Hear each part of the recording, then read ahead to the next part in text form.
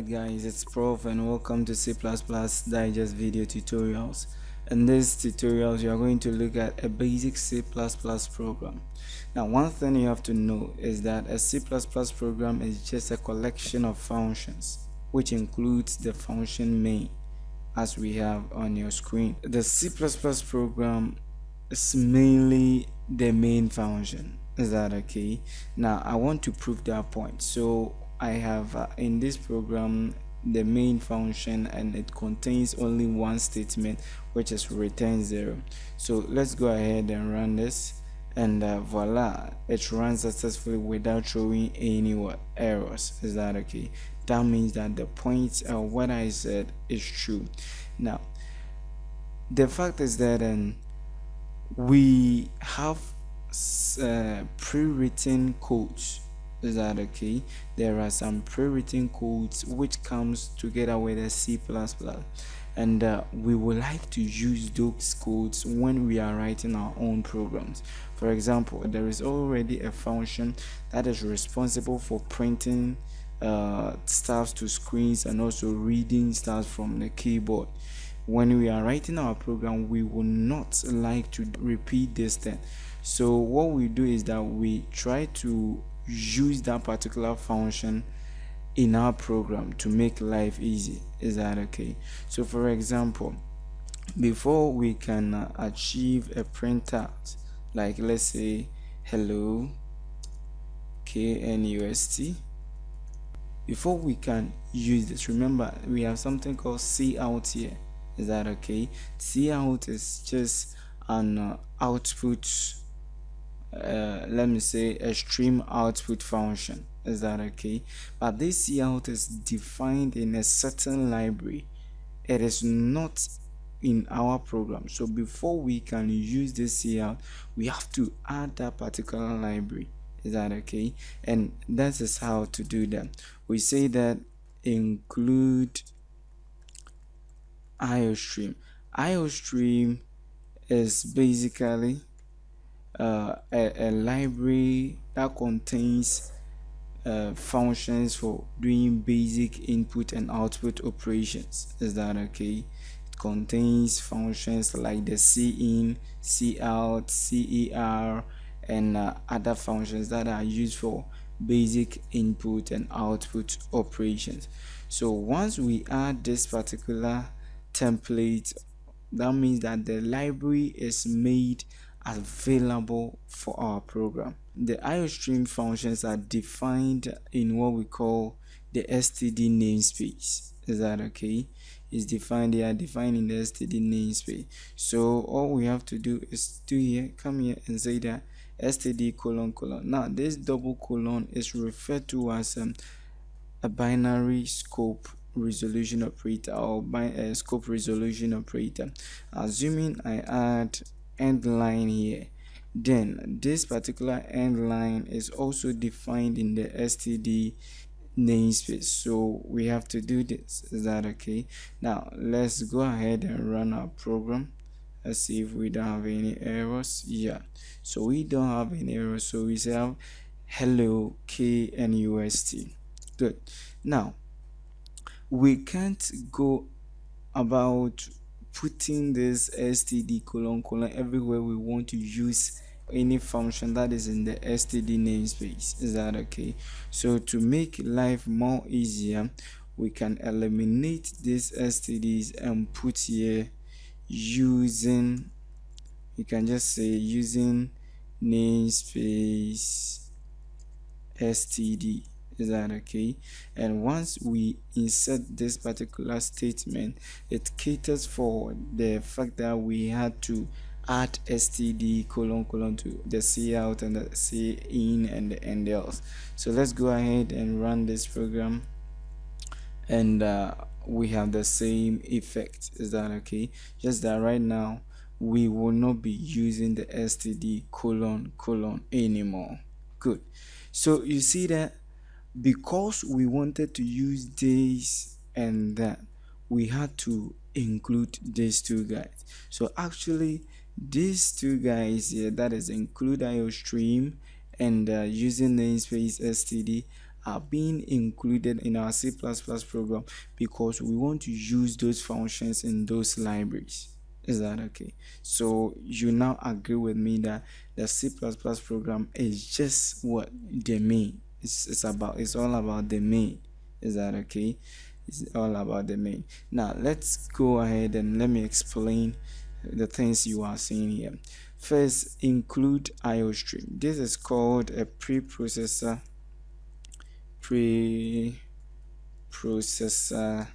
directive. Is that okay? Preprocessor directive. Now when we talk of preprocessor directive, it is a preprocessor. Let me first define what a preprocessor is. A preprocessor is a program whose output is used as input for another program.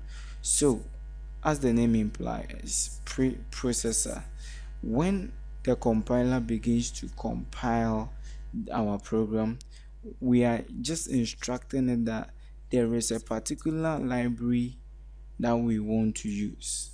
Is that okay? And that library is the IO stream. So first go and process that library, then make it available to our program. A very nice analogy would be like this. Assuming you want to make stew, and then you want to use some canned beef in making the stew. Assuming you want to do everything on your own, that means that you will have to go and buy a cattle, slaughter the cattle, and process the cattle into canned beef. Is that okay? But that will be a very tedious work, and I know nobody would like to go through that hell to prepare just a stew. So what you do is you go and buy an already processed canned beef. Is that okay? And come and use that to prepare your stew. Now remember, the manufacturer of that corned beef produced that corned beef as an output, and that output you are now using it as an input in making your stew. Is that okay? So this is a simple analogy about how this processor thing works. So this library is already defined. It comes with the C++. It's part of the core C++ functions. So this is already there. So what the compiler does is it goes to process it, then it will make it available to your code. Is that okay? So that library, after being processed, is linked to your code so that your program behaves as if it owns it. Is that okay? All right. Then the definitions of the IO stream functions are in what we call the standard namespace. Is that okay? So these and these guys always go hand in hand. There are other forms of preprocessors. All these things here are examples of preprocessor. You already know the hash include. We also have hash define, hash if, hash else, hash line. All these are preprocessor directives. So the fact is, whenever you see this hash sign in front of anything, then that particular thing is likely to be used as what? A preprocessor directive. Now, in English, whenever you want to end a statement, you use what? A period or a full stop. Is that okay? So anybody reading that statement, when he or she comes across the full stop, you know that okay, this statement ends here. Now in the C++ language, our full stop is the semicolon. So whenever we are done writing a complete statement, we tell the compiler that this is the end of this statement by using the semicolon. Remember, we don't have a semicolon at the end of a preprocessor directive because a preprocessor directive is not a statement. There is no semicolon at the end of a preprocessor directive because it is not what? A C++ statement. So every C++ statement has a semicolon terminating it. Now let's talk about comments. Comments are used in programs as a form of explanatory statements that can help anyone reading your source code to understand what you intended doing. Is that okay? So for example, before I write see out hello world, I can just add this print hello, print hello knust to the screen. Is that okay? Now what we have here is called a comment. It is actually not a code. We classify it as a blank line, and the compiler doesn't notify it. The compiler doesn't even know that something is there. So whenever the compiler gets to this particular line, it sees this line as what? A blank line. Comments are not C++ statements. They are a way of explaining your statements so that the people or anyone who wants to read your code will understand what you are doing. Is that okay? Now there are two ways of writing comments in C++. A typical example as we have here is called the inline style. Inline style. Now the inline style spans just one line. Is that okay? Whenever you're going to write a comment that will just take one line, you use the inline style. Then in a situation where your comment will take more than one line, for example, this is a comment that takes more than one line. This is called a multi-line comment. So this is an inline style. Inline comments are used when the comment is supposed to be on one single line. Then we have the multi-line style, which is used when the comment will span more than one line. Now take note, to write an inline style we use double forward slashes.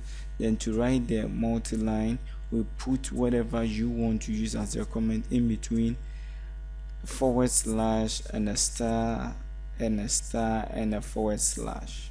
If you want to write a multi-line comment, then I say your comment goes here. That is where you have to put your comment. Your comment should come between this and that. Is that okay? So take note. Now almost all programming languages allow some form of what? Comment. Now let's talk about white spaces in C++. A line containing only white spaces, possibly where the comment is known as a blank line, and C++ compilers totally ignores it. White space is the term used in C++ to describe blanks, tabs, new line characters, and comment. Don't worry, when we start treating escape sequences, you know what a tab and a new line is. Is that okay? Now white spaces also separate one part of a statement from another, and it enables the compiler to identify where one element in a statement, such as ends, and the next element begins. So for example, if I have cout, or let me use this, I have int main. Is that okay? Now if I try to delete the space between them, I change everything. Is that okay? And if I try to run this right now, I have to get an error, and the error says that ISSO C++ forbid declaration of int main with no type. Is that okay? So here is it that the white space that comes in between the int and the main says a very important role. It separates this from that, so that it defines this definitely from what? The main. Is that okay? And the compiler can separate them, or can differentiate between this and that by the help of what? This white space. Now let's talk about this namespace. let's consider a class. In a class, there are two students called Abigail. Now, if somebody walks into this class and say Abigail, it's either both of them will raise up or respond, or both of them will sit there looking at each other's faces. Is that okay? Now, in situations like that, how do you fish out a particular Abigail among the two? That is when you try to use some adjectives. Is that okay? In English, you say that you use some adjectives to qualify the Abigail you want. So, for example, you can say the short Abigail, or the tall Abigail, or the fat Abigail, the slim Abigail. You can say the fair Abigail, the dark Abigail. And assuming one Abigail is fair and the other is dark, then as soon as you talk about the dark Abigail, the fair one wouldn't stand. Is that okay? So in that case, you have kind of defined a scope to help you find the kind of Abigail you want. Now that is what a namespace actually does. Sometimes in your application you might be writing some code that has a function called, let's say, calc age, and there is another library available which also is having the same function, calc age. Now the compiler has no way of knowing which version of calc age function you are referring to within your code. So a namespace is designed to overcome this difficulty and is used as additional information to differentiate between functions, classes, variables, etc. Now, with the same name available in different libraries, using namespace can help you define the context in which names are defined. Using namespace, you can define the context in which the names are defined. So in short, this namespace down here kind of defines a scope. Is that okay? It defines a scope. So for example, if I say the Abigail from Kumasi, I define a particular scope, and that scope becomes what? Kumasi. So if that other Abigail, let's say a girl, then she will definitely know that she does not fall in that what scope, because I am looking for Abigail in Kumasi, not Abigail from Accra. Okay. Now let's talk about the function main. Now when a program begins running, the system calls the function main, which marks the entry point of the program. Is that okay? So whenever you double click on any application to run it, the operating system calls its function main, and almost all programming languages has an entry point called what? Main. Now every program must have one function named main, and the following constraint applies. If you are not going to define any function at all in your program, it should contain this function main. It is something that you cannot omit. It is something that is required of you to do. You should have the function main. No matter what you do in your C++ program, the function main should be there. Now, there are certain things you can't do with the function main. For example, no other function in the program can be called main.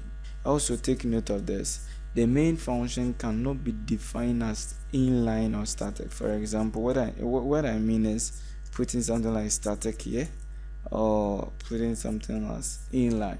Now when we move ahead, you will get to understand the meaning of inline and static. Although in Java we say public static void main, we define the main as static. It is not so in C++. In C++, the main function cannot be defined as static nor as inline.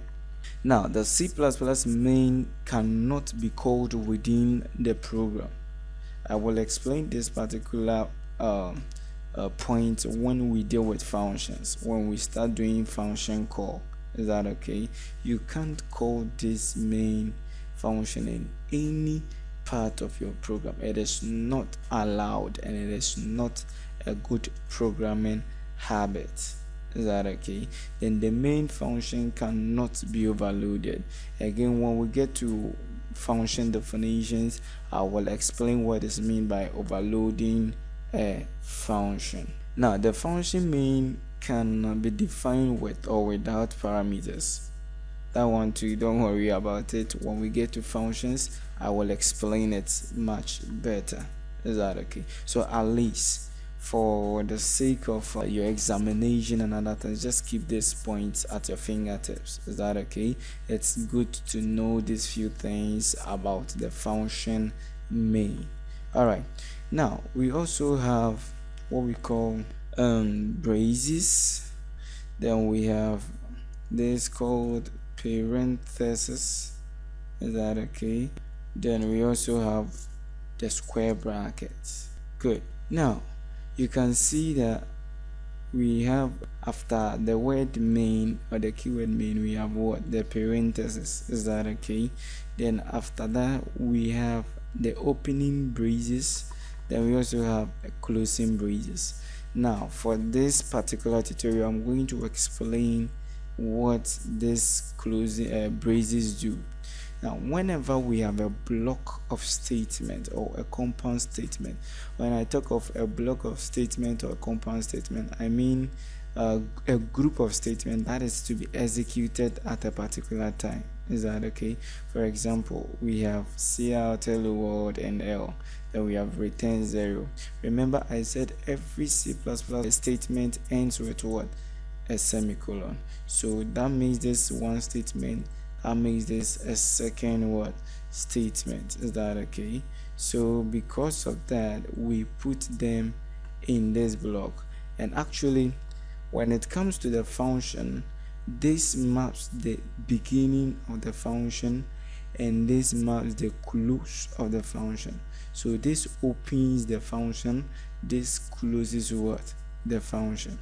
Is that okay? So the function main begins from here, anything will be executed, then as soon as it encounters this, it closes. Is that okay? So we say that the opening braces is used to open or begin a block of statement, and the closing braces is used to end a block of statement. Then finally, let's talk about return 0. Now return statement terminates the execution of a function and it returns the control to the calling function. And when we talk of the calling function, don't worry about that much. I will explain it when we start dealing with function. But for example, for this particular program, we have just the function main. So meaning that the caller will be our operating system. Is that okay? So when we double click on the program and it begins to run, the caller was the operating system. Is that okay? So as soon as the function main execute this statement that returns 0, it handles the power or the control back to the operating system, then the program what closes. So what have we learned so far? We know the reason why we include IOStream. We know the reason why we use user namespace. We know that every C++ program should contain the main function. Is that okay? Good. And we know that this is a preprocessor directive, and when we talk about a preprocessor, it is a program whose output is used as input to another program. Alright guys, thank you for watching this video tutorial. Don't forget to send your comments, your critiques, your suggestions to the WhatsApp page cplusplus@professor. And in case you are not part of the WhatsApp group, you can text your name to the number showing below, and I will make sure I add you to the group. There is also a Facebook page. Just go to Facebook and search for C++ Digest, and you can post your comments on the wall. Thanks for watching and see you in the next video tutorial.